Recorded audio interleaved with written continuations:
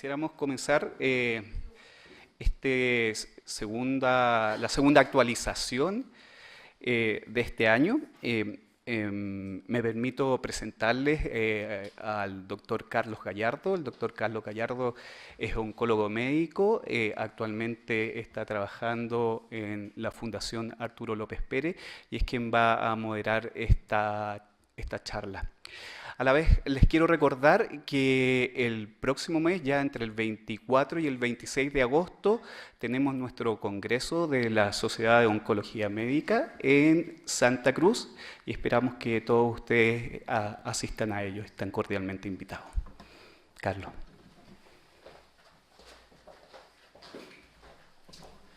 Muchas gracias, doctor Villanueva, por la presentación. Como a modo introductorio, evidentemente la patología de la cual vamos a conversar hoy día es una de las... O sea, toda la patología en oncología debe ser de manejo multidisciplinario. Sin embargo, particularmente en la patología de cabeza y cuello es donde más necesitamos el apoyo de equipos quirúrgicos, equipos de radioterapia y soporte de otros tipos, nutrición, kinesiología, etcétera, fonoaudiología, que nos apoyen. Por eso hoy día en forma especial queremos, me tomé la libertad de invitar a algunos, valga la redundancia, invitados especiales. Quiero presentarles al doctor Piero Vettel y a la doctora Maribel Bruna. Ellos son radioterapeutas de la Fundación Arturo López Pérez, que dedicados a la patología de cabeza y cuello, que nos van a ayudar desde el punto de vista de la radioterapia. Y debiera estar por llegar, espero en los próximos minutos, el doctor Daniel Rapoport, que es cirujano de cabeza y cuello del Hospital Clínico de la Universidad de Chile, a apoyarnos también desde el punto de vista de la cirugía de cabeza y cuello. ¿Ya? Sin más preámbulos, quiero dejar con ustedes al doctor Eduardo Strube, becado de Oncología del Instituto Nacional del Cáncer, que nos presentará el tema de terapia adyuvante en cáncer de cabeza y cuello.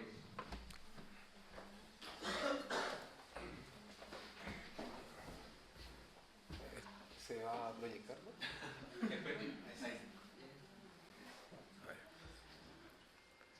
Bueno, muy buenas tardes a todos. Tal como decía el doctor, mi nombre es Eduardo Strube, soy becado de primer año de Oncología Médica del Instituto Nacional del Cáncer y me tocó desarrollar el tema de la terapia adyuvante en cáncer de cabeza y cuello.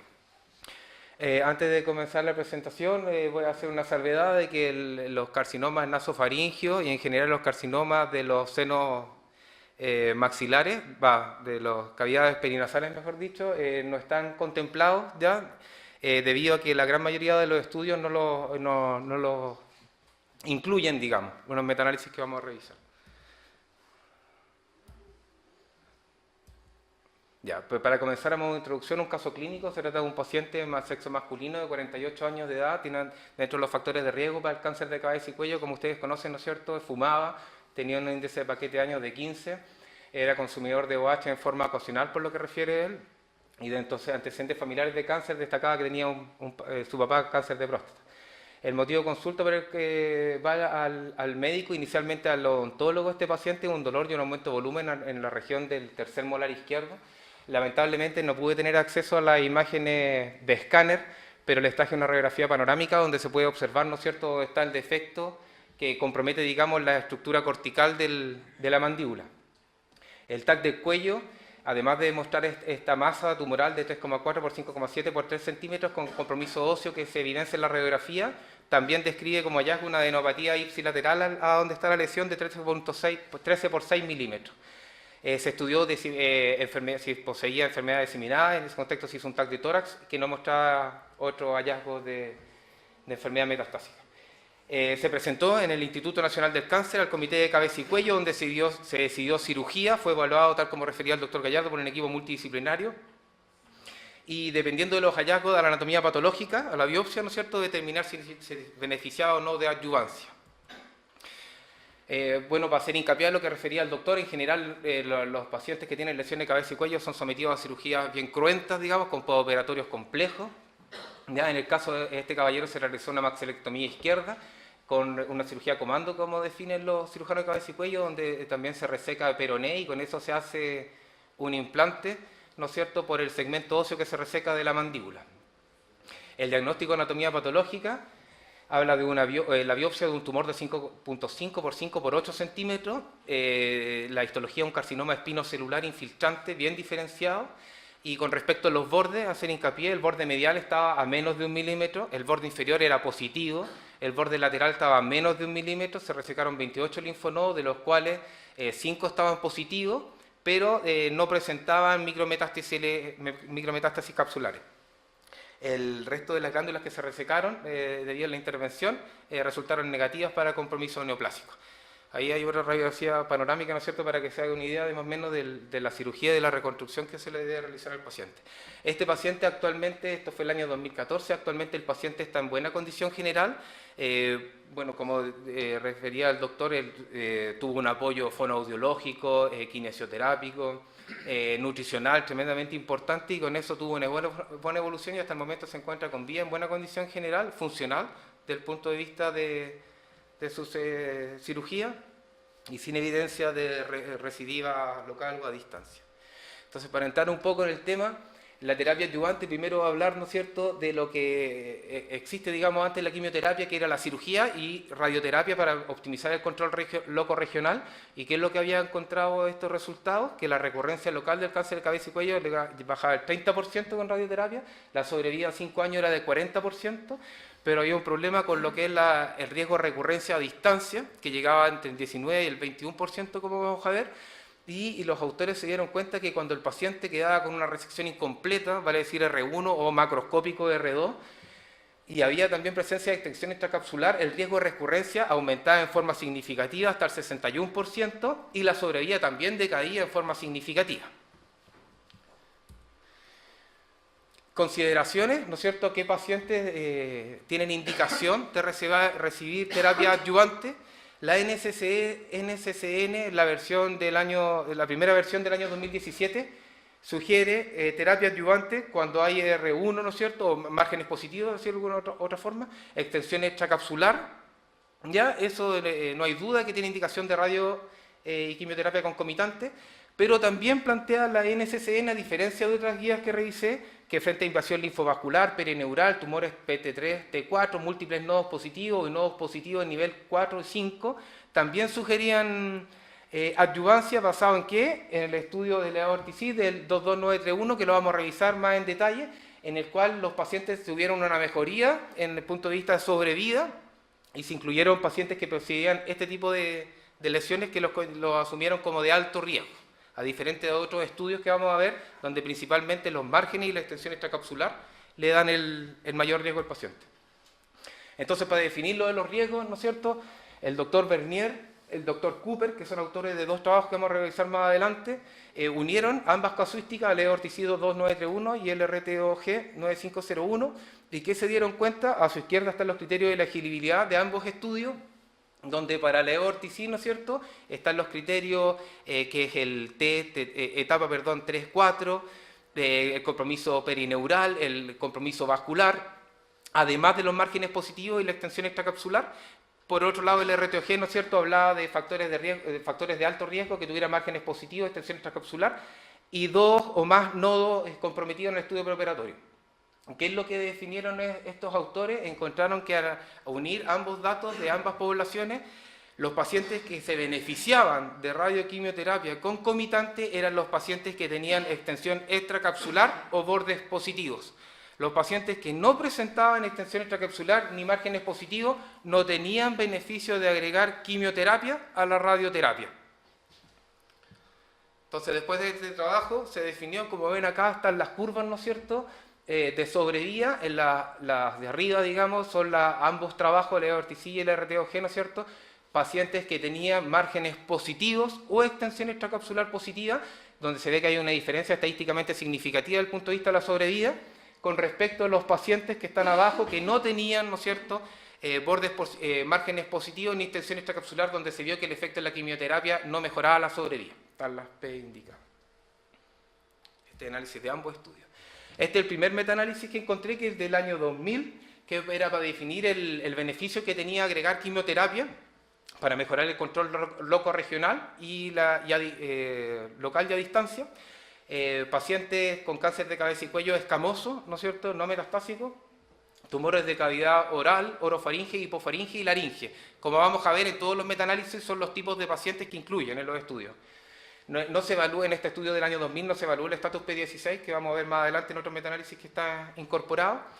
Definieron 3 grupos: grupo A, quimioterapia no adyuvante seguido de cirugía; grupo B, cirugía seguido de quimioterapia adyuvante; y el grupo C, cirugía seguido de radio y quimioterapia concomitante. Ustedes ven el desglose de los 3 grupos, ¿no es cierto?, donde el grupo, ¿no es cierto?, que tiene estadísticamente un beneficio tanto en sobrevida como en el libre de recurrencia en el tiempo, es el grupo que tiene asociado quimio y radioterapia concomitante, donde se ve un beneficio absoluto en sobrevida a los 2 años de un 7% y a los 5 años de 8%. Siguiendo con el análisis de este metaanálisis, ¿no es cierto?, el beneficio absoluto en sobrevida que planteaban era de 4%, tomando en conjunto, ¿no es cierto?, la terapia adyuvante, neoadyuvante y concomitante. Pero hago la hincapié, ¿no es cierto?, de la que tuvo beneficio estadísticamente significativo desde el punto de vista de sobrevida general y libre de recurrencia en la radioquimioterapia concomitante. Como limitación del estudio, los autores planteaban que había una heterogeneidad significativa, digamos, dentro de todos los estudios que están incorporados para el metaanálisis. Y los trials de adyuvancia exclusiva sin radioterapia no mostraron beneficio en sobrevida. Lo otro importante de esta metaanálisis, que también se ve en otros estudios que vamos a ver más adelante, es que el efecto beneficioso de la quimioterapia se pierde en los pacientes mayores de 61 años. ¿Ya? Que es algo a considerar. En general estas neoplasias tienden a presentarse, las que son HPV negativos, digamos, en pacientes de más edad, que son consumidores habituales de tabaco y alcohol. Por ende es algo a considerar que sobre 60 años el beneficio que presenta agregar quimioterapia a radioterapia se pierde. Estos son los estudios pivotales, ¿ya? Que primero está el estudio del doctor Vernier, que este es el leorticido 2931, que es un estudio que comparó, ¿no es cierto?, radioterapia 66 Gray en 6,5 semanas, asociado a cisplatino 100 miligramos por metro cuadrado, que se daba trisemanal, versus radioterapia exclusiva. Este estudio lo que buscaba como endpoint primario era periodo libre de progresión, y como endpoint secundario, recurrencias locales y a distancia, toxicidad y sobrevida general. ¿Cuál es la conclusión que sacó este estudio? Es que la radioquimio concomitante es más efectiva que la radioterapia sola, en pacientes con cáncer de cabeza y cuello localmente avanzado. Algunas características que está ese estudio, esa es la base poblacional, digamos, se ve que con respecto a los tumores T4, ¿no es cierto?, hay una diferencia, está más cargado lo que es el tratamiento combinado de radioquimioterapia. También los pacientes que tenían márgenes positivos, también está cargado a la radio de la quimioterapia, ¿ya? Y los pacientes que tenían extensión extracapsular. Entonces, como ya vimos, los factores de riesgo más relevantes, ¿no es cierto?, para, digamos, indicación de tratamiento concomitante de radioquimioterapia estaban más expresados en el grupo combinado. Entonces, podría haber influido en los resultados de que este estudio, el que mostró beneficio en sobrevida general, a diferencia del que vamos a ver más adelante.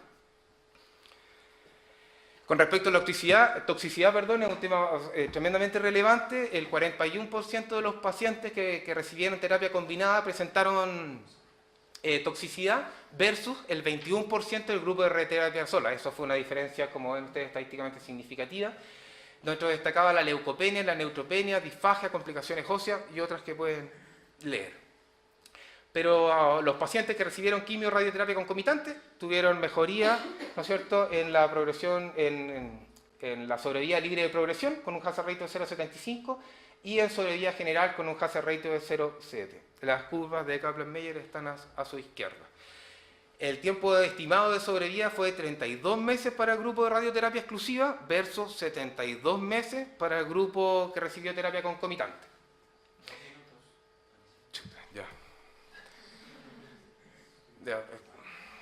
La incidencia acumulada, también se vio disminuida, ¿no es cierto? Ya. Pasamos al otro estudio de RTOG 905, este también es del año 2004, también es un estudio bien relevante, pivotal, ¿no es cierto? En este grupo, ¿no es cierto?, los pacientes eran sometidos a radioterapia exclusiva versus los pacientes que eran sometidos al mismo esquema que vimos anteriormente en el Ortici. El grupo es más homogéneo, la parte poblacional, a diferencia del anterior, los endpoints similares, solo que este estudio no buscaba sobrevida general, a diferencia del anterior. Completó el tratamiento el 80%, pero solo el 13% de los pacientes recibieron los 66 Gray que estaban estimados en el protocolo. Y el 61% completó los 3 ciclos de cisplatino que eran los que estimados. Pero, ¿qué es lo que determinó este estudio? Determinó que había un beneficio, ¿no es cierto?, en periodo libre, sobrevida libre de recurrencia, al igual que el Eortici. Después de estos ambos estudios, bueno, importante señalar, ¿no es cierto?, con respecto a la toxicidad, perdón, que hubieron 4 eventos G5. Lo importante con ese estudio, ¿no es cierto?, es que después de esos 2 estudios del 2004 se transformó en el gold standard la terapia de radioquimio concomitante cuando teníamos los factores de riesgo, de alto riesgo, digamos, que ya habíamos revisado. Este es un seguimiento de 10 años del RTOG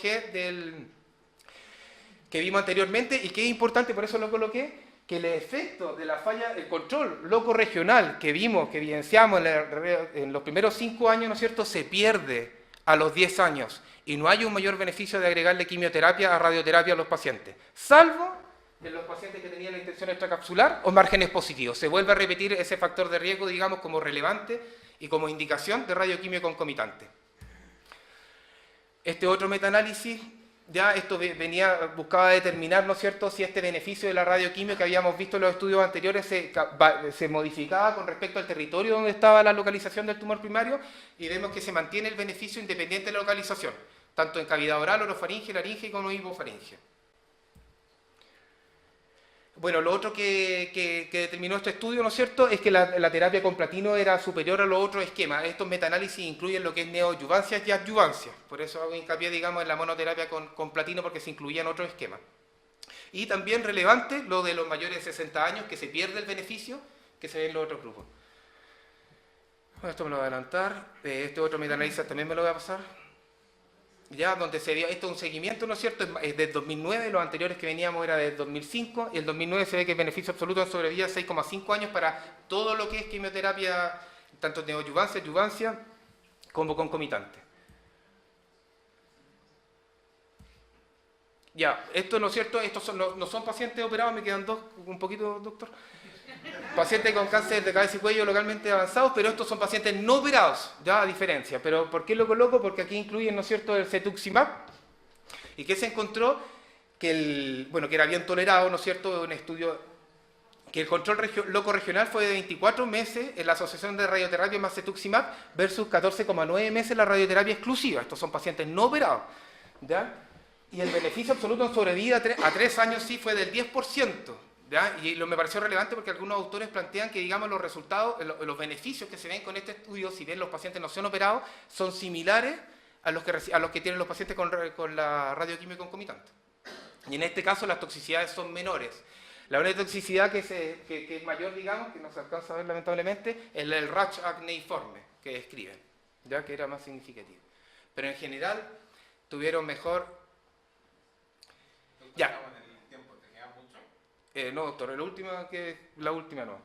Mira, este es un estudio fase 2, me pareció relevante porque pudimos, por un lado, ¿no es cierto?, que el cisplatino asociado a radioterapia concomitante, los beneficios que mostraba, sobre todo en los pacientes que tienen los factores de riesgo que vimos, ¿no es cierto? Pero este es un estudio donde se hicieron 2 brazos. Se hizo un brazo, todos con quimioterapia concomitante, pero un brazo que iba concomitante con cisplatino más cetuximab, y el otro brazo era docetaxel más cetuximab. Esto eran dosis semanales, y la dosis de cisplatino es bastante inferior a la otra que habíamos visto, 30 miligramos por metro cuadrado, y docetaxel 15 miligramos, más la dosis de cetuximab que está descrita ahí. ¿Y qué es lo que encontraron estos pacientes que me llamó la atención? Es que el brazo de cisplatino lo comparan contra el histórico, el RTOG, el 0195 vimos anteriormente, y hay un beneficio, ya sea en ambos brazos, ¿no es cierto?, plantean un beneficio contra el estudio de RTOG.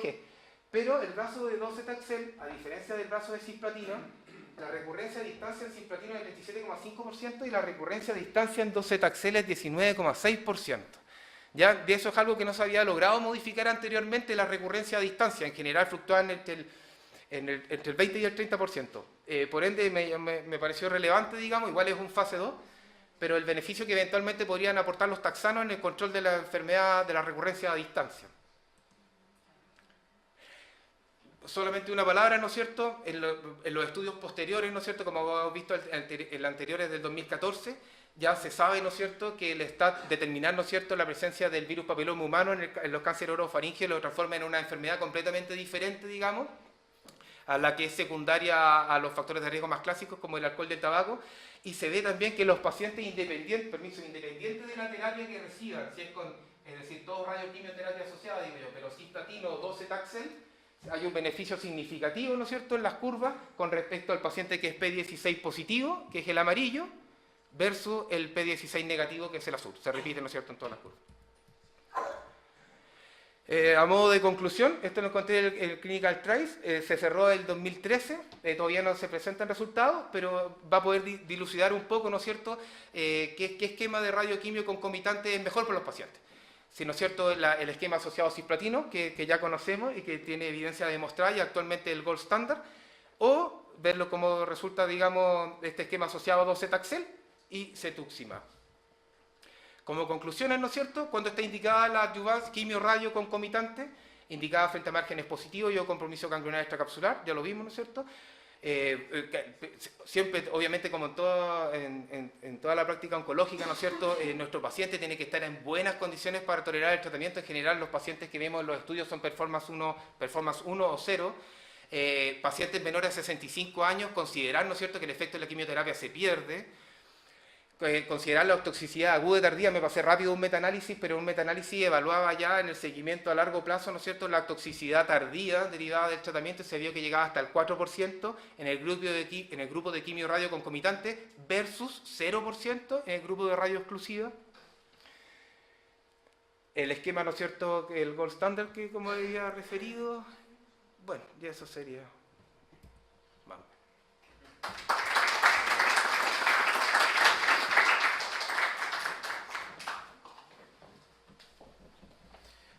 Gracias, doctor Struve. Tenemos tiempo para un comentario y o pregunta de la audiencia y o de la audiencia online.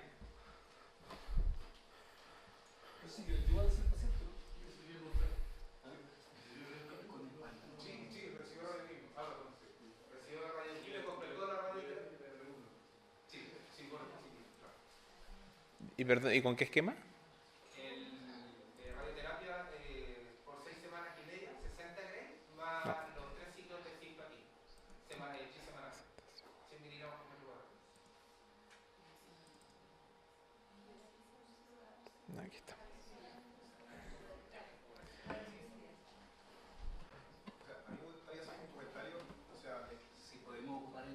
Sí, como tenemos streaming, por favor usar el micrófono para los comentarios.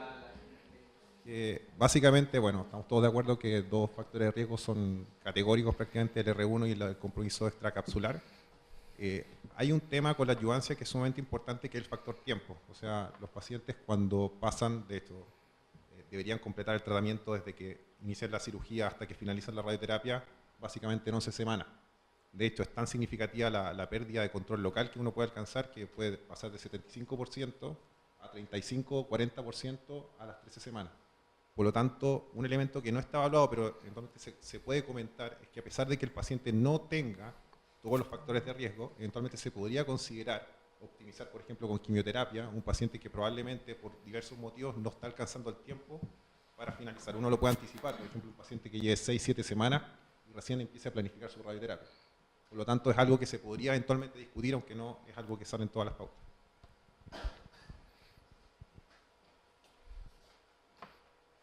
Sí, doctor Fedeli, no sé si tienes algún comentario respecto a radio exclusiva en pacientes P16 positivos. Radio exclusiva en P16 positivo, pero como adyuvancia. Claro, como adyuvancia. Como adyuvancia, Sí. actualmente es una general hipótesis. Actualmente lo único que puedo decir es que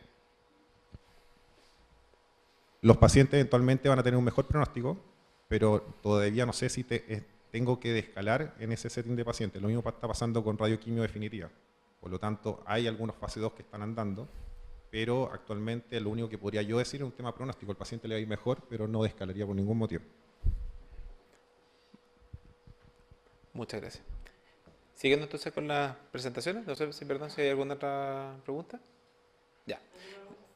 Doctor Peña. No tiene que ver con el uso de la imagen del PET. Cuando usan PET, en el fondo van etapificando a un paciente y después cómo, si es que lo usan o no, y cuándo lo usan después de un tratamiento de quimioterapia definitiva. Súper buena pregunta, doctor Peña. O sea, el rol del PET en cabeza y cuello, o sea, tiene un rol tremendamente importante en la tipificación. O sea, claramente hay muchos pacientes que en el fondo pueden estar metastásicos de entrada y a lo mejor cambia el manejo de entrada. Sabemos que un tratamiento definitivo de un paciente metastásico es tremendamente cuestionable y creo que lo van a hablar después. En términos de radioterapia, para la planificación tiene un valor importante, porque de hecho lo que sí está demostrado es que el PET ayudaría a reducir sobre todo volúmenes tumorales que a veces son tremendamente difíciles de decir. Cuando no hay en fondo o no existe el recurso del PET, generalmente es básicamente uno por criterios de tamaño toma la decisión de ir a una disección en realidad de salvataje. En este caso el PET, de hecho hay un estudio, el PET-NEC, que no sé si lo han revisado, pero básicamente lo que hace es estratificar a estos pacientes en el sentido de que el paciente con PET negativo, básicamente aunque tenga lesiones que sean sospechosas, el paciente sigue su curso de seguimiento y eventualmente PET positivo va inmediatamente a una disección. Eso ayuda mucho porque eventualmente evita, insisto, una gran cantidad de disecciones que son negativas. Y también existe un elemento indeterminado, que a veces a los 3 meses también el PET no es decidor, pero está el elemento evolutivo. Uno puede repetir el PET al mes siguiente y si eventualmente uno encuentra que hay modificaciones, uno se puede quedar tranquilo, pero si eventualmente la enfermedad persiste, va a la disección. A los 3 meses. Exactamente, no antes de los 3 meses, porque eventualmente todavía existe un elemento inflamatorio que claramente va a falsear los resultados. Gracias, doctor Piñera. Listo. Siguiendo entonces con las presentaciones, quiero dejar con ustedes al doctor Rodrigo Uribe. Él es residente en Oncología Médica del Hospital Clínico de la Universidad de Chile, quien tratará el tema de tratamiento no quirúrgico definitivo en cánceres de cabeza y cuello. Doctor Uribe. Gracias. Bueno, buenas tardes. Me corresponde presentar el tema de tratamiento no quirúrgico definitivo del cáncer de cabeza y cuello. En 12 minutos, ¿dónde está el...?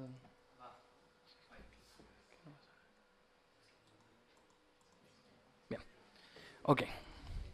La hoja de ruta de la presentación, comenzaremos por una introducción relativamente breve, desarrollar el caso clínico que escogimos para esta presentación y una breve revisión de la literatura en relación al tema.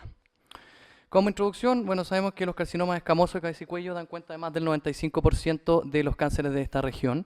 En Estados Unidos, en el año 2015, 45.780 nuevos casos reportados de esta patología, alrededor de un 3% de los cánceres. Corresponde a la 9ª causa de cáncer más común en esta región.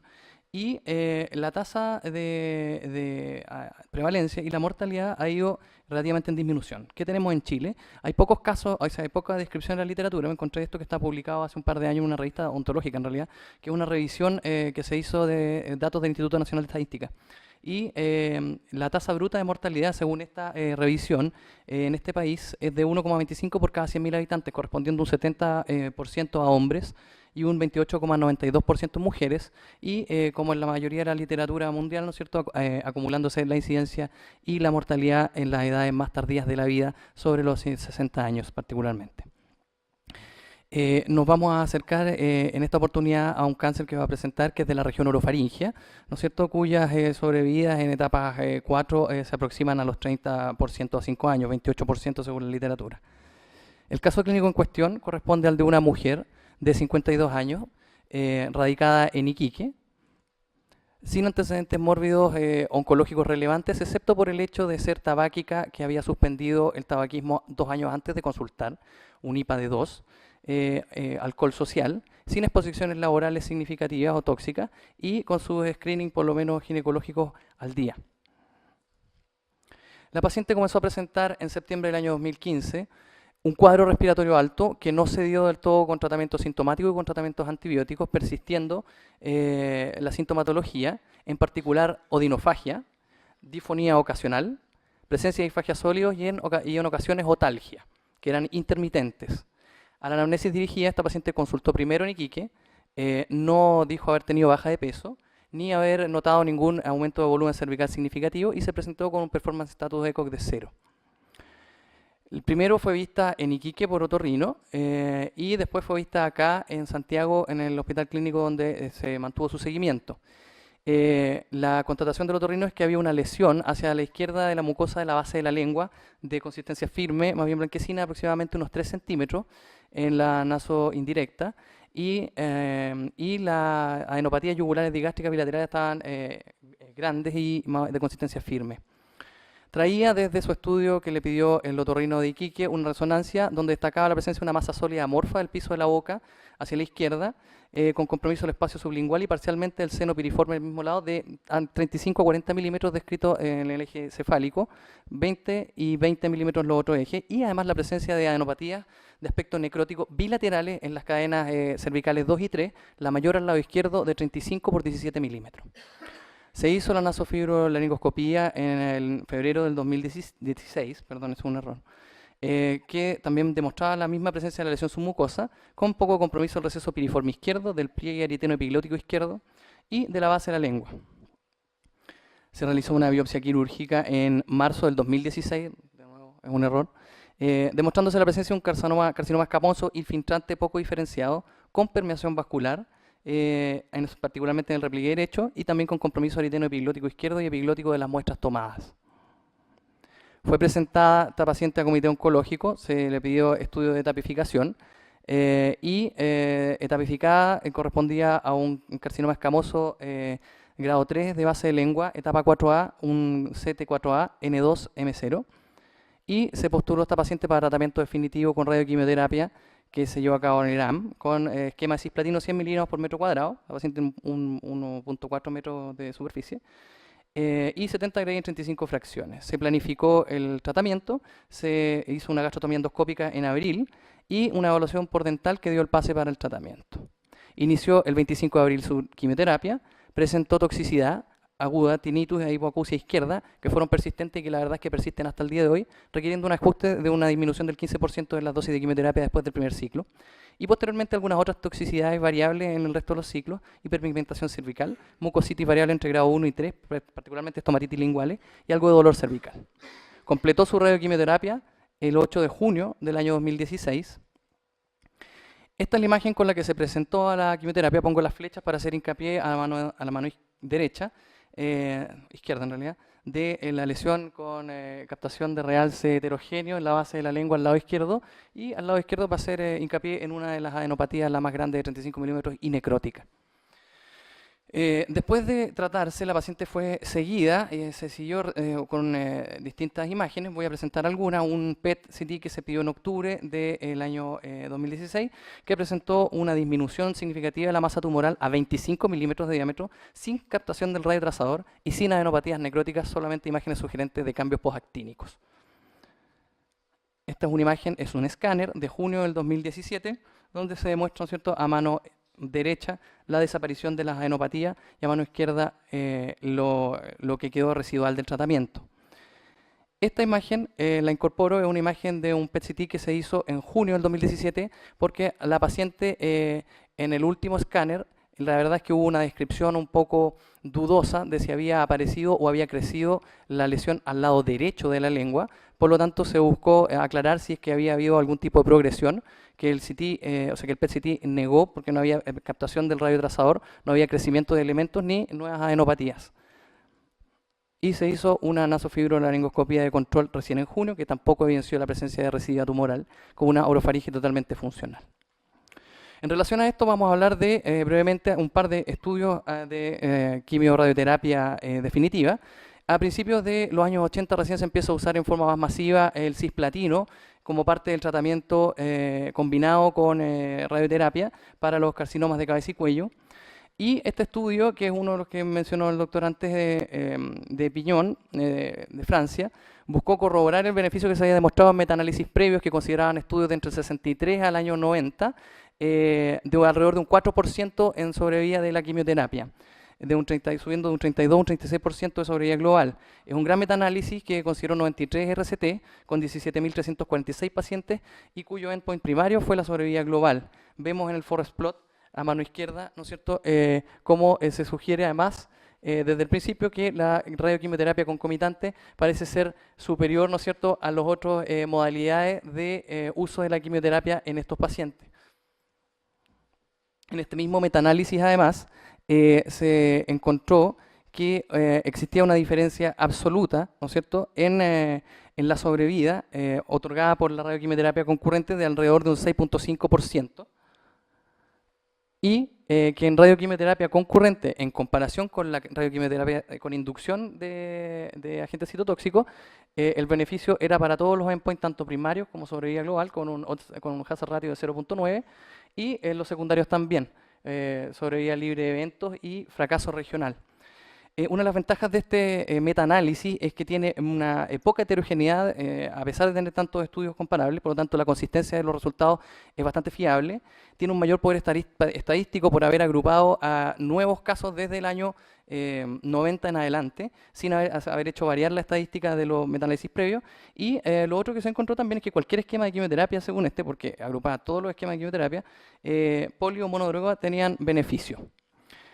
Además, algo interesante de este metaanálisis fue el hecho de que ellos encontraron que el uso de concurrencia parecía mejorar el control local, con un beneficio absoluto de alrededor de un 9.3% de control local, cosa que ellos no se esperaban, comparado con la quimioterapia de inducción, que la verdad es que prácticamente no presentaba ningún beneficio en el control local.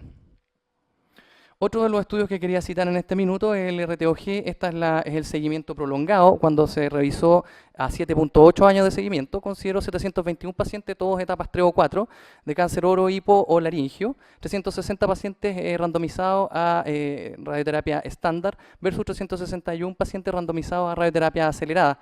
70 Gray en 35 fracciones en 7 semanas, lo estándar, más el cisplatino, versus la aceleración, ¿no es cierto?, de la radioterapia, perdón, en 42 fracciones en 6 semanas acortado el periodo y solamente por 2 ciclos de cisplatino. Es una de las modificaciones que se hizo y es una de las críticas al trabajo también, porque por haber modificado 2 variables, la verdad es que es muy difícil saber cuál de las variables tiene más responsabilidad en los resultados. Los outcomes estudiados fueron en primario en la sobrevida global y el resto sobrevida libre de progresión, fracaso locorregional y presencia de metástasis a distancia. Lo interesante fue que la comparación de los 2 tipos de esquemas de radioterapia aportados a estos pacientes no mostró ninguna diferencia significativa desde el punto de vista estadístico. Arriba vemos las sobrevidas globales con las curvas que prácticamente no alcanzan a separarse, una sobrevida libre de progresión idéntica, fracasos regionales iguales y tampoco una presencia de mayor metástasis a distancia, a pesar de haber recibido los pacientes acelerados menos ciclos de quimioterapia. Esto lo traigo a colación a propósito de probablemente el mayor defecto de la revisión del caso clínico, que es que ni la paciente, yo la llamé personalmente, ni la ficha clínica describe por qué no tiene estatus de P16. La verdad es que este estudio fue hecho en base también a los resultados del RTOG y revisaron, ¿no es cierto?, retrospectivamente las muestras de pacientes obtenidas del RTOG en busca de un biomarcador de asegurar, ¿no es cierto?, que el biomarcador pronóstico de la presencia del virus papiloma hacía cambiar el destino de estos pacientes. El 63.8% de los cánceres del RTOG estaban positivos para HPV, de los que se pudieron estudiar, el 75% aproximadamente de la muestra fue estudiada o tenía para estudio, y se demostró que había una mejor sobrevida global a los 3 años, un 82% para los pacientes con presencia de virus papiloma positivo, lo que le da una reducción del riesgo de muerte de un 58%, aún ajustando por factores confundentes, porque sabemos que estos pacientes son pacientes de un grupo especial, en general pacientes en los que la enfermedad aparece más temprano, más precoce y que normalmente pueden no tener el estatus de tabáquico activo, que es lo clásico, ¿no es cierto? Y lo que ellos también demostraron es que había un aumento lineal entre el riesgo de muerte de los pacientes con virus papiloma y la cantidad de paquetes años usados, y ellos establecen con esto una especie de score predictivo de riesgo. Estos 2 son los tipos de estudios que se usaron para demostrar la presencia de virus papiloma. Arriba el estudio por DNA, por RT-PCR, y abajo por inmunohistoquímica, y además demostraron tener bastante buena correlación entre sí. Normalmente el ensayo más difundido es el que se hace abajo en tinción de los tejidos en busca de P16. Otro de los trabajos que quería comentar es el RTOG 9111. ¿Por qué? Porque le da fuerza al tratamiento local con radioquimioterapia desde el punto de vista de la preservación de órganos nobles.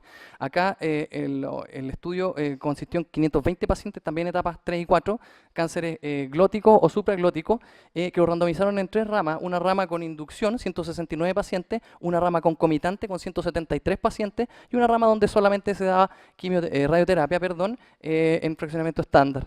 El outcome primario estudiado era un outcome compuesto que consistía en outcome de sobrevida libre de laringectomía, y el resto de los outcomes secundarios que fueron revisados fue sobrevida global, sobrevida libre de enfermedad, tasa de laringectomía y toxicidades. ¿Qué es lo que encontraron ellos? La línea amarilla. es significativo, ¿no es cierto?, desde el punto de vista de la preservación laringea, el uso de radioquimioterapia concomitante versus la radioterapia en inducción versus la radioterapia sola. Y también destaca la radioquimioterapia concomitante como aportando nuevamente lo que sugería el metaanálisis de Piñón al principio, un mayor control loco regional de la enfermedad. Las sobrevidas fueron similares y esto es lo mismo que estoy comentándoles. ¿Sí?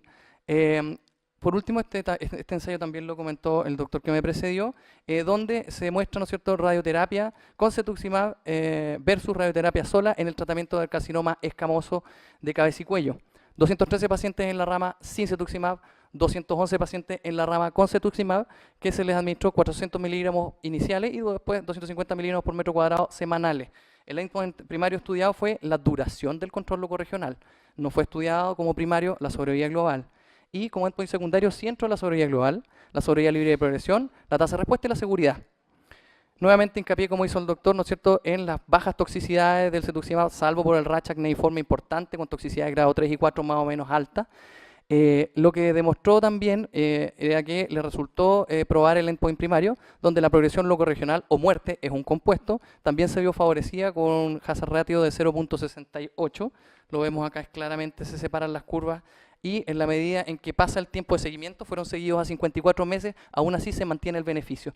Y este endpoint secundario donde también pegó en el palo a la significancia con un P de 0.03 para sobrevida global. ¿Cuáles son las desventajas de este trabajo? Y una de las razones, naturalmente, para no hacerlo estándar todavía, es que se considera estándar a partir de los trabajos de Forestier, el cisplatino administrado en forma concurrente y este anti-EGFR no ha sido estudiado contra radioquimioterapia estándar y el endpoint primario de este trabajo era más bien de progresión locorregional y no de sobrevida globales. A modo de resumen, síntesis, la radioterapia concurrente puede considerarse estándar actualmente en enfermedad localmente avanzada. Las toxicidades de las quimioterapias aportadas son por todos conocidas. La dosis acumulada óptima de cisplatino, sin embargo, no se conoce. Hay distintos esquemas aportados, pero el más utilizado, el que les comentaba, de Forestier y Alan, que tiene un trabajo en seguimiento hasta el 2003 más o menos importante, y que es el que da paso para usar cisplatino 100 miligramos por metro cuadrado el día 1, 22 y 43. No hay ensayos clínicos que comparen el cetuximab, insisto.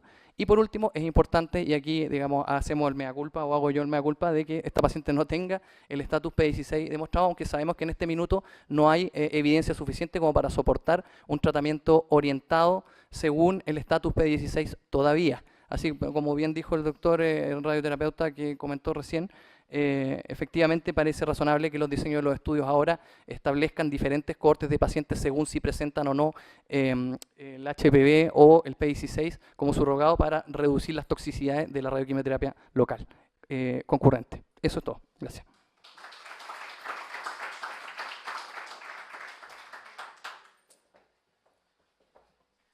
Tenemos tiempo para máximo 2 preguntas o eventualmente 2 comentarios de la audiencia. Doctor Leal. Te quería felicitar por la presentación y te quería hacer una pregunta.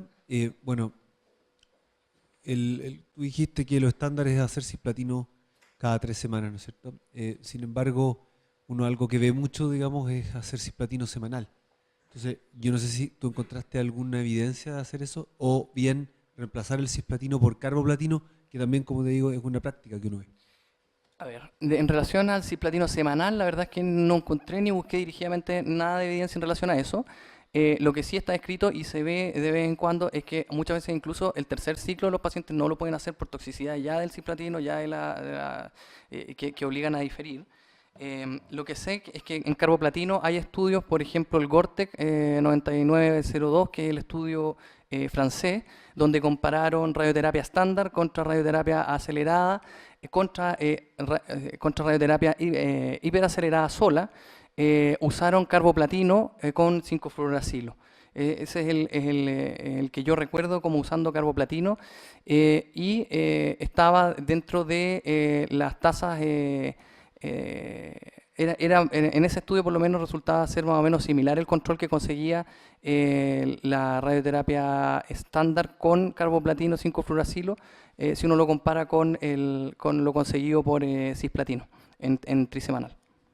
En resumen, no hay evidencia para hacer eso. Exacto. Claro. De hecho, en ASCO mostraron un estudio indio que nos mostraron el viernes en una reunión local que tuvimos nosotros en el instituto, y en todo caso se comparaba contra cisplatino de 30 miligramos, no 40 miligramos, que es lo que generalmente se usa, y el estudio era inferior, es decir, dar el cisplatino 30 miligramos semanal era inferior a hacer el esquema estándar, digamos, porque por lo tanto, si tiene un paciente fit, el mensaje es que el gold estándar es cisplatino cada 3 semanas.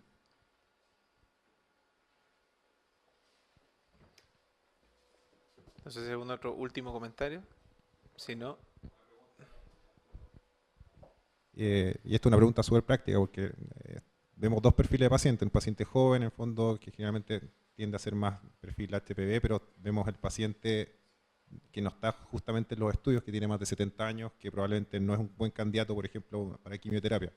Entonces, la pregunta en realidad, y la dejo abierta, en el fondo, ¿qué alternativas generalmente barajan en los distintos centros para este tipo de pacientes? Desde, por ejemplo, qué quimiosensibilizador o eventualmente hacer radioterapia, a veces alternando el fraccionamiento. La dejo abierta, no sé.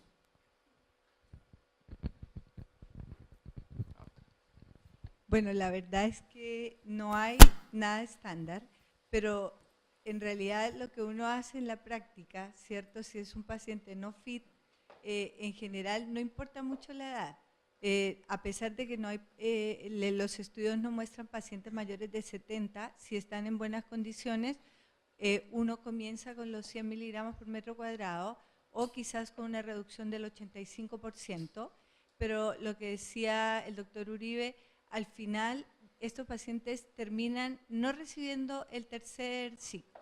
Y lo que yo creo que la mayoría seguramente hacemos es que si el paciente no es fit y no es candidato, utilizamos el platino semanal pese a la poca evidencia, o utilizamos, digamos, el cetuximab en pacientes que así lo requieran. No sé, eso es como en el fondo lo que se hace, pese a que la evidencia no sea tan buena, pero uno no quiere dejar al paciente solamente con radioterapia porque se sabe que en todo caso el beneficio de todas las quimios que se han utilizado concomitantes es un poco mejor que la radioterapia sola, en este, digamos, en este setting de pacientes, porque si ya es otro, pues, bueno, ahí es discutible.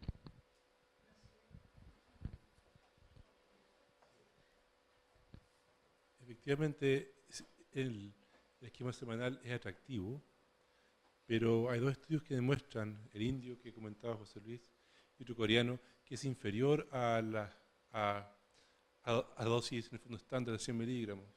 Lo importante en estos pacientes, que es lo que hacemos nosotros con Erika en el instituto, es el control semanal. La quimioterapia es cada 3 semanas, pero el control clínico es semanal. De esa manera tú aseguras que el paciente llegue al segundo y al tercer ciclo en las mejores condiciones posibles. Y la gran mayoría de los pacientes, cuando están, si aún están en radioterapia para el tercer ciclo, le damos el tercer ciclo, pero el control semanal es lo que más te ayuda a que el paciente llegue en mejores condiciones. Porque lo que más, en el fondo, lo que mejor vemos el VEC son los internistas. La verdad es que los otros profesionales lamentablemente no nos ayudan tanto en ese aspecto. Y los pacientes, en el fondo, bien llevados, yo creo que es un esquema que no es menos tóxico. De hecho, el esquema semanal no es menos tóxico que el esquema trisemanal.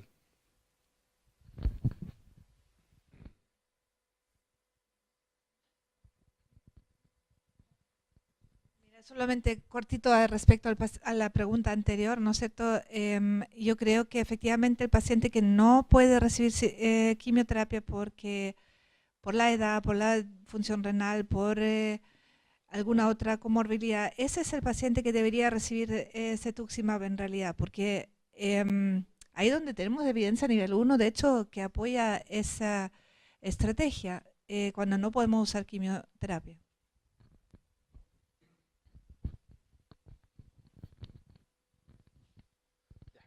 gracias. Lamentablemente el tiempo nos apremia, los comentarios son todos bastante interesantes.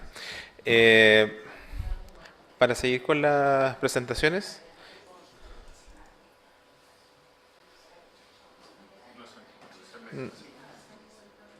Esta es la católica. Sí. Para seguir con las presentaciones, quiero dejar con ustedes al doctor Sergio Panay. Él es también residente de oncología de la Universidad de los Andes y del Instituto Oncológico Fundación Arturo López Pérez, que nos presentará el tema de quimioterapia neoadyuvante en cánceres de cabeza y cuello. Doctor Panay. Buenas tardes. Primero que nada, muchas gracias por la presentación. Para el tema que nos convoca a la quimioterapia neoadyuvante, para términos prácticos de la presentación lo referiremos como quimioterapia de inducción. Bueno, el caso que les quiero comentar es de un paciente de 46 años, fumador, de un IPA de 15 más o menos, en que el 2015 por molestias en la cavidad oral y aumento de volumen de la amígdala del lado izquierdo, ¿no es cierto?, que no cedían con analgésicos y antibióticos, que lo lleva al trismus, consulta y se estudia con una biopsia que resulta positiva para un carcinoma escamoso mal diferenciado, no queratinizante y ulcerado. El estudio de tapificación, que fue con PET y el resto de imágenes, ¿no es cierto?, mostraba que era la lesión única localizada, que estaba infiltrante y que además sobrepasaba la línea media.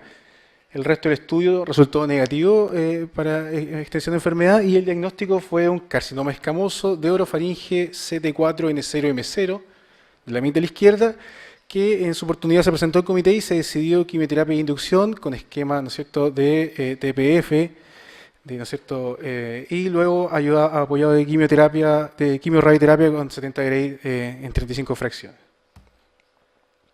Como ya hemos dicho, ¿no es cierto?, este tema vamos a enfocarlo netamente a la que es la enfermedad locorregional avanzada de los tumores escamosos en estadios 3 a 4A, en que ya mencionamos que el manejo es multidisciplinario, porque se juegan, entre otras cosas, los factores asociados al paciente y las consecuencias que yo voy a generar con la terapia que le ofrezco a él. Y la pregunta que pongo en colación es que si este paciente, que ustedes vieron que lo sometimos a neoadyuvancia, eran realmente candidatos a terapia o no, ¿ya? Espero que con lo que vamos a comentar ahora tengamos una respuesta a eso y que lo vamos a hacer al final. Entonces, yendo a la pregunta, ¿qué casos tienen una real indicación de una quimioterapia de inducción? Para irnos un poco a esa pregunta, tenemos que saber que al principio de esto, por la década del 90, el tratamiento era en base a radioterapia y cirugía y sabíamos que los pacientes morían más o menos a los 3 años de un 50% y que recurrían de un 40 o 60% tanto a nivel local como regional, como a distancia, perdón. Y este trabajo que traigo acá a colación, que es antiguo, ¿no es cierto?, del 91 de los veteranos, en que aquí el problema era ver el beneficio de la quimioterapia en tumores estadios avanzados pero resecables de laringe, se dieron cuenta de dos cosas importantes, en que primero, bueno, no había diferencia en sobrevida en ambos grupos, pero que sí había respuesta, ¿ya? Y mucho más aún que había control de la enfermedad a distancia, que no se veía con el tratamiento local. Entonces eso dio paso a múltiples estudios. Este es un metaanálisis ya comentado, ¿cierto?, por Piñón. Esta es la segunda versión de 3, ¿no es cierto?, en que aquí se juntaron muchos trabajos de la quimioterapia en tumores de cabeza y cuello en general y, como ya habíamos visto, no había beneficio en dar tratamiento de inducción. Sí validó todo el tema que es el tratamiento concurrente, pero se dio cuenta que lo que se vio en el trabajo de los veteranos, el control de esta enfermedad a distancia, la recurrencia de la enfermedad a distancia, se lograba con la quimioterapia de inducción. Entonces, un poco para responder nuestra pregunta, tenemos que ir a buscar estudios, ¿no es cierto?, randomizados en que comparen el tratamiento de inducción con el tratamiento estándar, que es la radioquimioterapia, versus la radioquimio. Y estos son los trabajos que traigo a colación. De aquí no incluyo los estudios del TAX, porque no fueron no fue la pregunta, el diseño de esos trabajos. Y entonces podemos decir que de este grupo en general de RCT, la gran mayoría de pacientes eran de sexo masculino, la edad promedio era entre 50 y 60 años, eran de raza blanca y tenían un ECO 0,1. Las etapas en general eran en 3 a 4B, eran principalmente de orofaringe estos tumores y resecables por técnica, y en la mayoría de los trabajos lo ven, pues era la sobrevida global. El seguimiento fue un poco tortuoso, que fue de un periodo de 4 a 5 años. El N en la gran mayoría era menor siempre al previsto en el diseño. Y la quimio-radioterapia, lamentablemente, en los distintos esquemas no siempre fue la misma, ¿ya? por lo demás, pese a este N tan bajo, no todos los pacientes completaron los trabajos. Y destaco el único que ha salido para sobrevida global positivo, que es el G, que es la continuación de Pacañuela del 2010, en que pese a estos resultados beneficiosos en sobrevida global y vamos después en sobrevida libre de enfermedad, está a la fecha, pese a ser publicado en el año 2014, todavía como calidad de abstract. Ya Pacañuela resultó positivo, pero el endpoint que plantearon en ese momento fue control en respuesta completa radiográfica, ¿ya? Y no dieron más datos tampoco de los resultados. Respecto a qué de estos trabajos es importante, viendo lo de los endpoints secundarios, ¿no es cierto?, que ya son un poco cuestionables, podemos destacar el de Cohen, ¿no es cierto?, estudio DECIDE, que dentro de su análisis miró el estatus del virus papiloma humano y se dio cuenta que en sobrevida global no había diferencia. Y G, como ya le habíamos dicho, tenía beneficio en la sobrevida libre de progresión. ¿Ya? Yéndonos un poco más a revisiones sistemáticas que se planteen esta pregunta del beneficio de la terapia de inducción, podemos ver, como ya habíamos un poco dilucidado con lo comentado, es que agregar neoadjuvancia no tiene beneficio tanto en lo que es sobrevida global, ni tampoco sobrevida libre de progresión. ¿Ya? Entonces, ¿no es cierto? Bueno, y si ya me embarqué en darle quimioterapia, ¿cuál sería la mejor opción de tratamiento? La respuesta a eso está en esta revisión sistemática, ¿no es cierto?, en que vemos que la terapia que incorpora taxanos al platino y el fluoracilo, ¿no es cierto?, y donde los estudios más potentes son los TAX, ¿no es cierto?, que encontraron muchos pacientes y que habían muy buenos resultados en términos de sobrevida global y de enfermedad, forman parte y dicen que hay beneficio de dar esta terapia incluyendo los taxanos.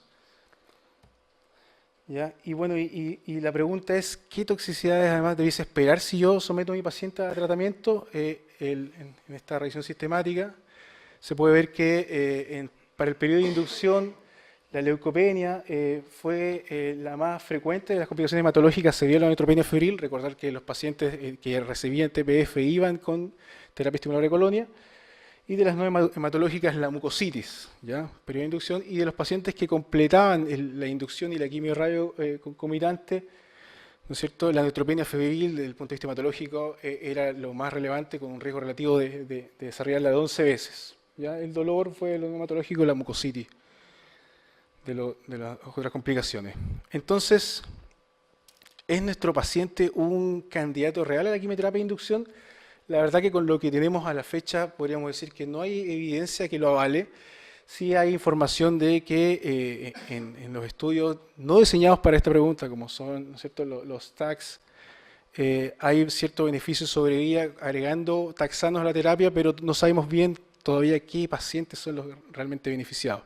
Uno podría tomar decir que falta todavía seleccionar mucho mejor a nuestros candidatos para poder decidir y tener certeza de lo que puede ocurrirles en el futuro. Y respecto a qué ocurrió con nuestro paciente finalmente, él tuvo respuesta completa al PET, lamentablemente no pude conseguir las imágenes, pero está registrado en la ficha que tuvo respuesta en control los 3 meses de tratamiento. Lamentablemente él abandonó los controles y si revisamos en el registro civil, ¿no es cierto?, él sigue con vida. ¿Ya? Así que tuvo éxito. Eso es todo. Ya, así que muchas gracias.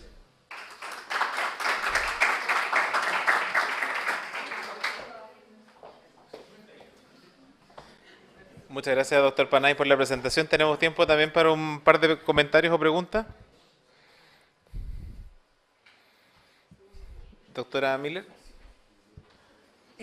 Me pareció muy interesante la presentación. Quería preguntarte, considerando que no hay mucha evidencia, ¿por qué será que le dieron entonces neoadjuvancia? ¿Cuál es el atractivo de la neoadjuvancia en este setting? Quiero comentarle personalmente que fue la misma pregunta que me hice yo cuando vi este caso. La quimioterapia en este paciente, el objetivo que iba a buscar era disminuir la carga de enfermedad. En este caso era quizás no el típico caso que uno esperaría y que comenta con los cirujanos de cabeza y cuello, en que uno trataría de bajar la carga de enfermedad para poder lograrlo resecar posteriormente. Y todo eso está un poco basado en los estudios TACS. Lamentablemente, como les comenté, esos estudios no están diseñados probando el beneficio de hacer neoadjuvancia versus no, sino que compararon netamente 3 drogas versus 2 drogas y vieron lo que pasaba en sobrevida.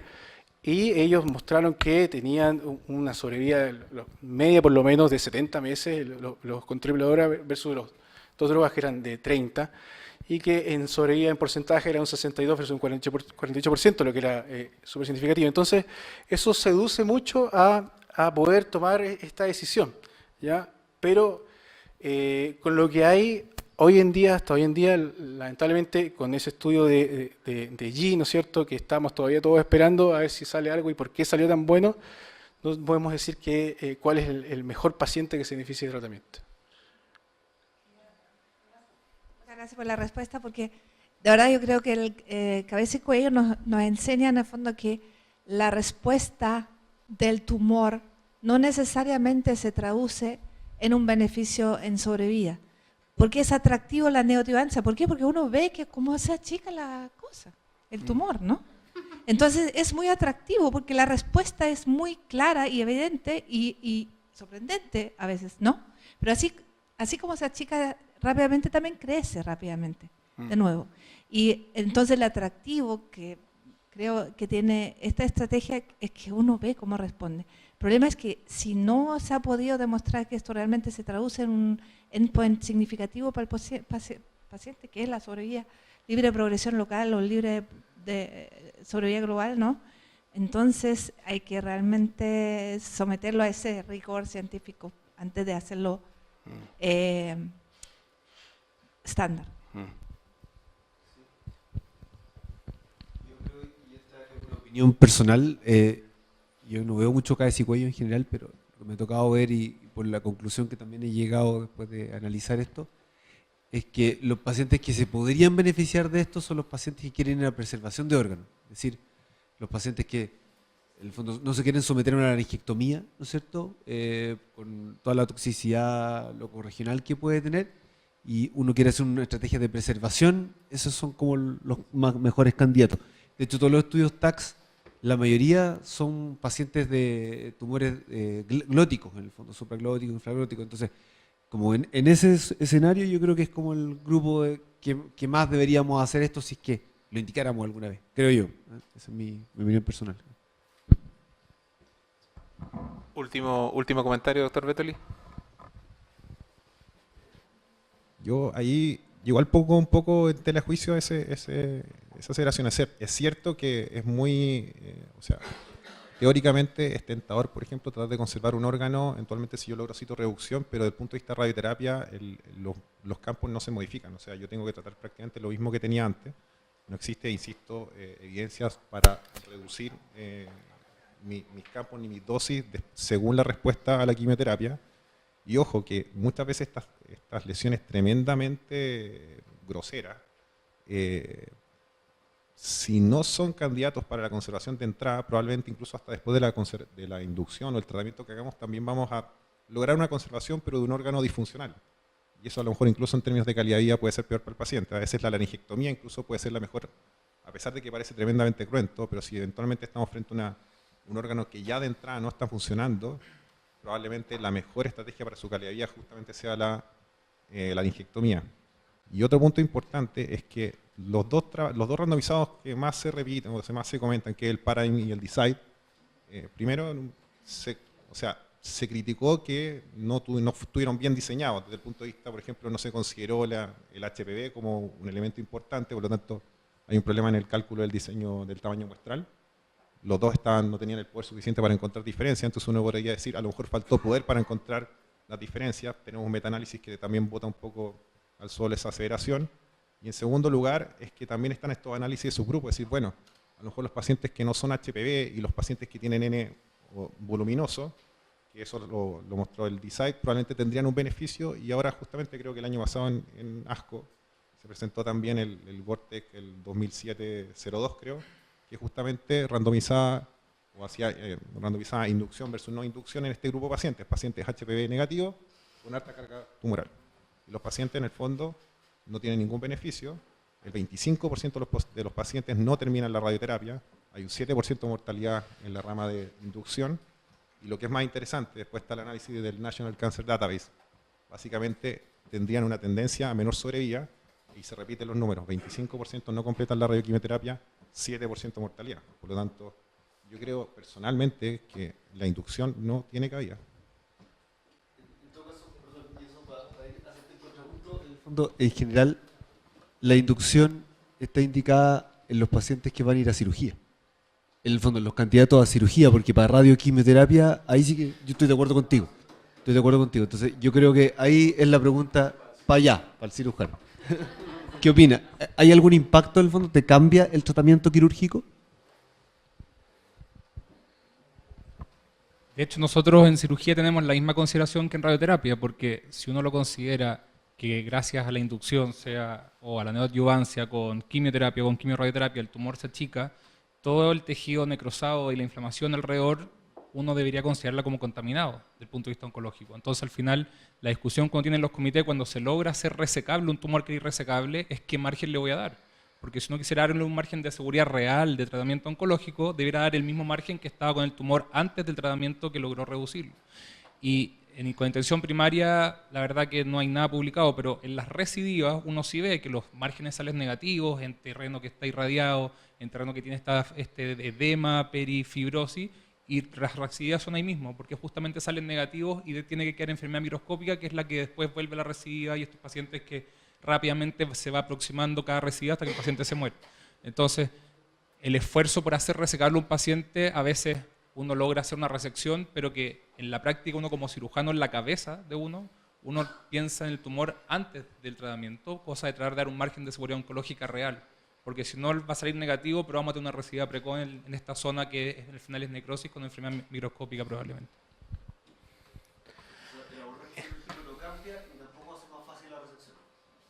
No, lo que se logra muchas veces, por ejemplo, tumores que engloban la carótida o tumores que en el fondo la morbilidad de la resección, porque al final uno como cirujano piensa lo mismo que los radioterapeutas, no hay ningún tumor que no sea resecable, el tema es la morbilidad y que en cabeza y cuello, que siempre la morbilidad ha sido muy alta, cada vez con mejores cirujanos reconstructivos uno se atreve a ir más allá.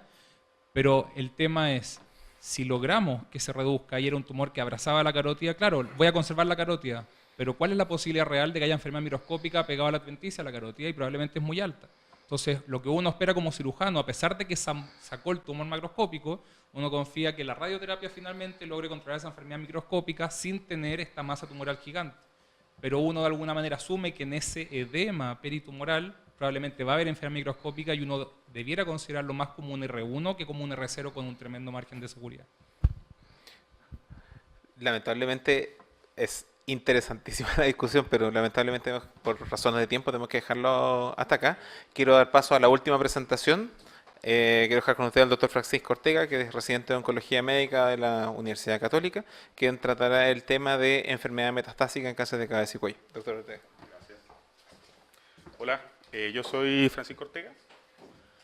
Voy a presentar primero el caso clínico. Esta es una paciente de 71 años de género femenino, cuyo factor de riesgo principal que tiene para la historia que vamos a presentar a continuación es su carga tabáquica de 20 paquetes de año. Su historia parte el año 2014 con una lesión blanquecina en la cara lateral de la lengua de 2 por 2 centímetros que se termina diagnosticando un carcinoma escamoso moderadamente diferenciado con una tapificación de PT4N2CM0.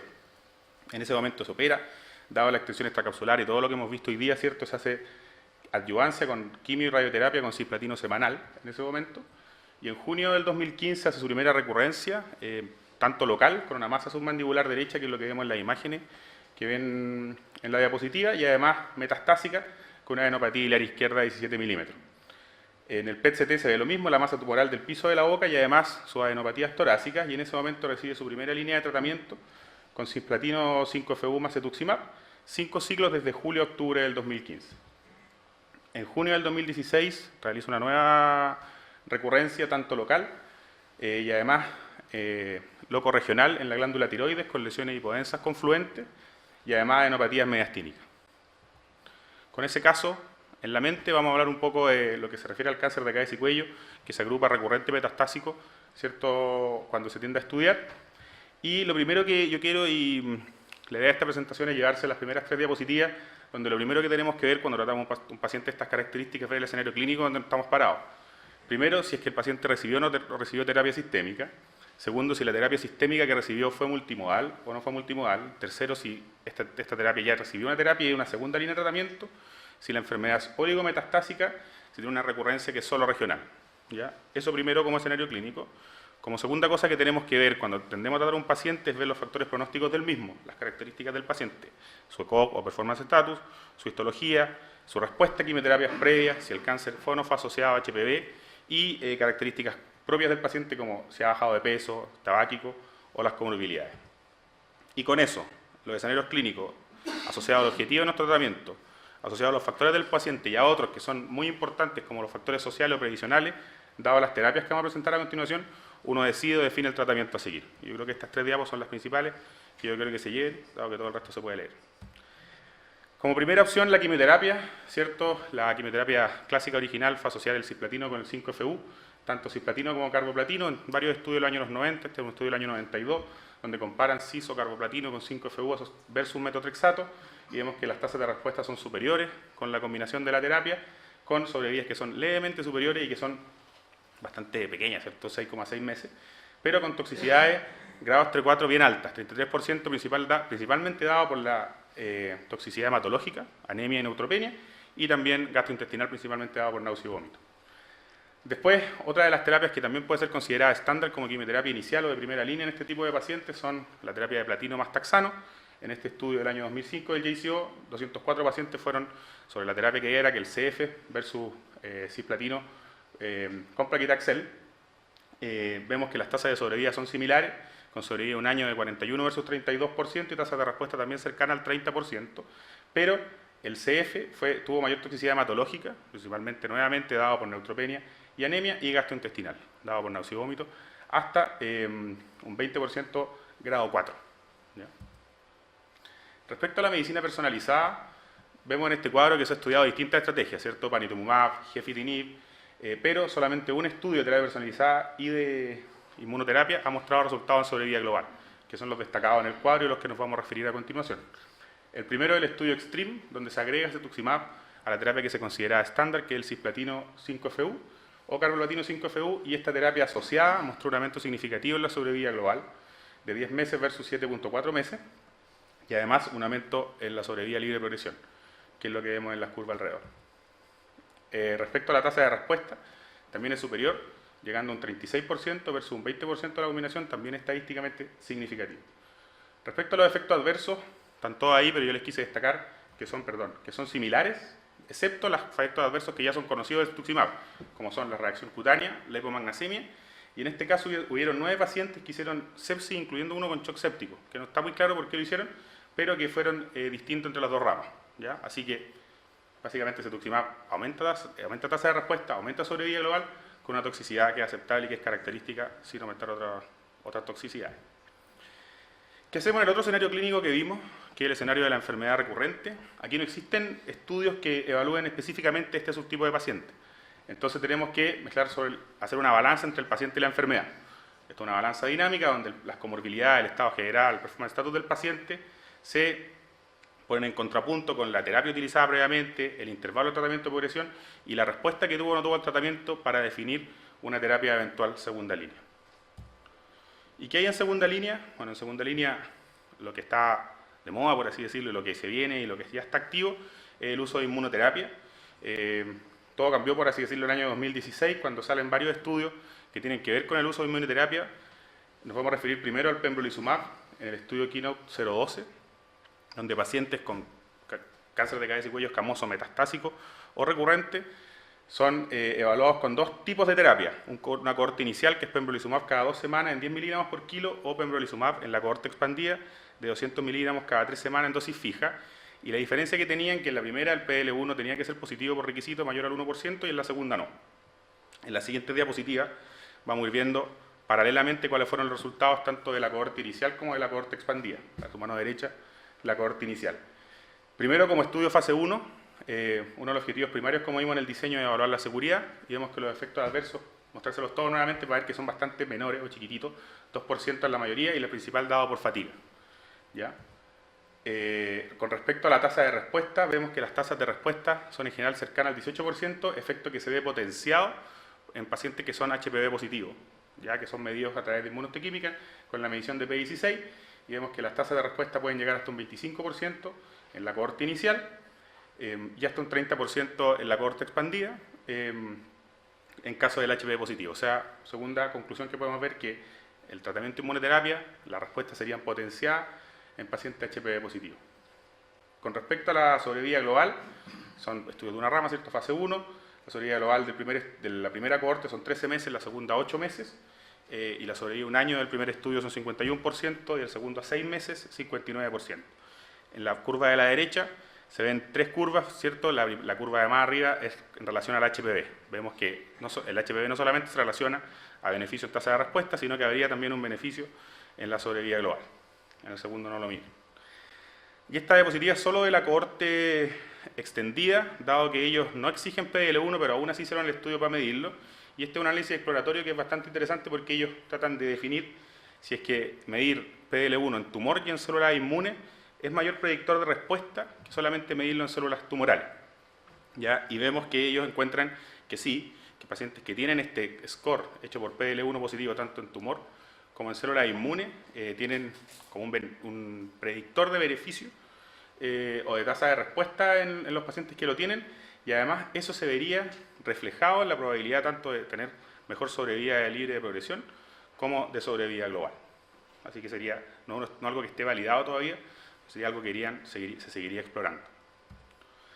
Otro estudio que se refiere a pembrolizumab es el Keynote 055. Este estudio, la diferencia que existe con los anteriores es que son pacientes que son resistentes a la terapia con platino y cetuximab, que han sido tratados en los 6 meses previos, con eso, y eso define su resistencia, y usan pembrolizumab 200 miligramos cada 3 semanas en dosis fija.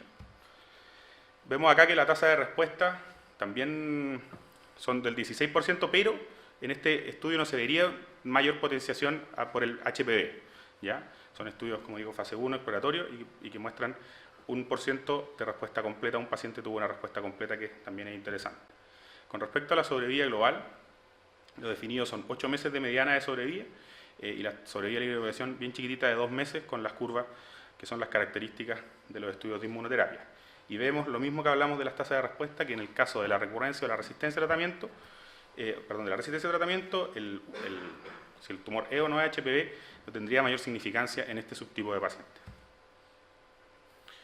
El estudio pivotal del uso de inmunoterapia es el Checkmate 741. ¿Por qué? Porque es un estudio que es randomizado y que compara nivolumab versus la quimioterapia que en ese momento era considerada estándar por el investigador, que podría haber sido metotrexato, docetaxel o cetuximab, y tenía como endpoint primario la sobrevida global. Primero, para evaluar la tasa de respuesta, vemos que tasa de respuesta que podrían ser, como que son pequeñas, 13%, pero que eran significativamente superiores a las tasas con quimioterapia. Y es interesante que de los 240 pacientes, 6 tuvieron respuesta completa a la terapia con nivolumab. Con respecto a la sobrevida global, hubieron diferencias significativas entre las dos terapias, siendo la sobrevida de nivolumab 7,5 versus 5,1 meses, y vemos ahí claramente en el dibujo cómo se separan las curvas, teniendo al año de tratamiento 36% versus 16,6%. Con respecto al HPV, a través de la medida de P16, también vemos que este efecto se ve potenciado, estadísticamente significativo en la sobrevida global, en pacientes P16 positivos, y ese efecto no se vería en P16 negativo. Y cuando miden PDL1, este no fue un requisito para el uso de nivolumab. También el efecto se vería potenciado en pacientes PDL1 positivos versus PDL1 negativo, con tasa de sobrevida, o sea, con mediana de sobrevida global, perdón, de 8,7 meses versus 4,6. Con respecto al efecto adverso, coloqué la tabla nuevamente para que vean que existen una diferencia entre ambos. Son estadísticas descriptivas pero vemos que los efectos grado 3 y 4 son de un 13% versus un 35% en el uso de quimioterapia. Y si ustedes para abajo hacen una vista rápida, vemos que los efectos adversos y las toxicidades son menores en el uso de la rama de quimioterapia, o sea, de inmunoterapia, lo que la haría más atractivo como terapia. ¿Qué se está haciendo en este minuto? Este es un estudio que ECO 204, que fue presentado en ASCO este año, donde empieza a surgir la combinación de la inmunoterapia a través de distintos inhibidores de checkpoint, ¿cierto? En este caso, mezclan nivolumab con epacadostat. Como estudio fase 1, ven distintos tipos de tumores sólidos, y los resultados que yo aquí muestro son los específicamente de cáncer de cabeza y cuello, donde vemos que el uso de epacadostat tiene tasas de respuesta que son bastante interesantes, especialmente en las partes de inmunoterapia donde el efecto era potenciado. Por ejemplo, en expresión de PL1, que son poquitos pacientes, pero vemos un 30%, por ejemplo, y asociado a HPV, ¿ya? O sea, podría ser interesante seguir explorando este tipo de terapia, inmunoterapia asociada. ¿Y qué hay que decir para el futuro? Para el futuro, todos estos estudios son los que están en curso, de más de 100 pacientes, que a través de la terapia molecular o personalizada que se está ocupando hoy día, principalmente dada por inmunoterapia, combinada, por ejemplo, con el uso de nivolumab y ipilimumab, con el uso de pembrolizumab con quimioterapia, o con el uso de otros, por ejemplo, inhibidores de toll-like receptor tipo 8, como el motolimod. ¿Qué hay de la enfermedad oligometastásica? Lo que se pregona y lo que se enseña la literatura de la enfermedad oligometastásica es que uno debería tratar de ir a resecar la enfermedad oligometastásica, ¿ya? Y la evidencia que hay para eso, en general, son estudios pequeños y retrospectivos. Yo quise traer uno a colación que tiene que ver con nuestro paciente, y por eso nos pareció interesante, que es la metastasectomía pulmonar. En este estudio retrospectivo, 97 pacientes vieron que pacientes con metastasectomía pulmonar que quedaban R0, la sobrevida de 5 años era 32%, ¿ya? Pero ellos hacían un estudio comparativo de los distintos tipos de cáncer, y vemos que en la cavidad oral no tienen mucha explicación para esto, sería inferior la sobrevida de 5 años, y, por ejemplo, en otros tipos de cáncer de cabeza y cuello, como el de laringe, serían superiores, ¿ya? Así que, básicamente, traer esto para llevarse la idea de que el cáncer de cabeza y cuello oligometastásico se podría ir a una metastasectomía si es que fuese posible. Eso, gracias.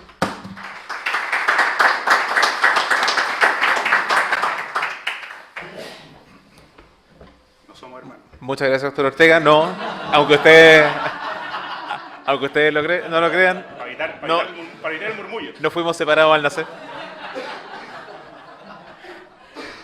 Pero gracias.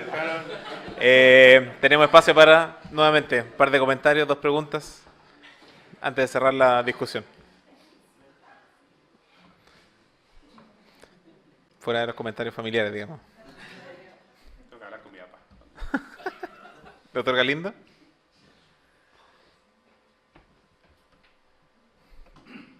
Bueno, el comentario que quiero hacer es que en realidad tenemos que ser realistas, y el cáncer de cabeza y cuello recurrente o metastásico es de muy mal pronóstico.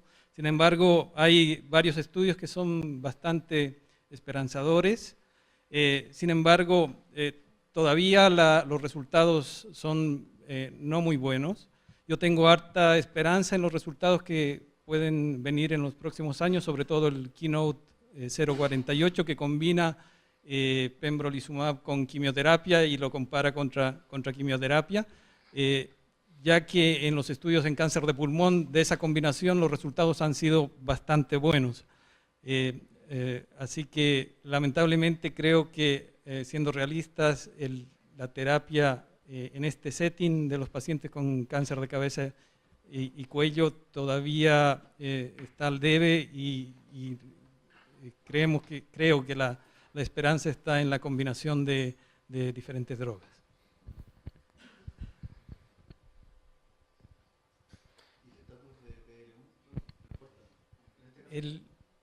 En este caso, aparentemente, como mostró el doctor Ortega, tiene algún factor, no voy a llamarlo predictivo, pero parecen responder mejor cuando son positivos que cuando son negativos, pero al igual que en pulmón, todavía eso no es el mejor marcador predictivo, el PDL1, ni en cáncer de pulmón, y creo que tampoco lo va a demostrar en cáncer de cabeza y cuello. Perdón, yo tengo una pregunta. ¿Recibió alguna segunda línea la señora?